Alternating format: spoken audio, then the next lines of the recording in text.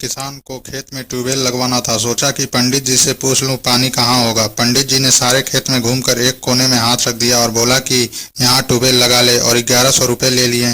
किसान बेचारा भुरभुरे स्वभाव का था। पंडित जी से बोला, मैं बहुत खुश हूँ, आप मेरे घर खाना खाने आओ। पंडित जी ने सोचा कि फंस गई सामी, आज तो हाँ कर दी। किसान घर जाकर अपनी पत्नी से बोला, पंडित जी जिम्मेड़ आएंगे, पकवान बना ले, और एक कटोरी में नीचे देसी घी और ऊपर चावल डाल दिए। पत्नी बोली कि घी तो ऊपर होता है। किसान बोला कि आज तो घी नीचे रखिए। पंडित जी आ गए और चावल वाली कटोरी देखकर बोले, बेटा इसमें घी तो है ही नहीं। किसान ने चप्पल निकालकर एक धरी पंडित के कान के नीचे और बोला, तन्ने खेत में 250 फुट नीचे का पानी देख लिया, कटोरी में 2 इंच नीचे घी ना दिखया।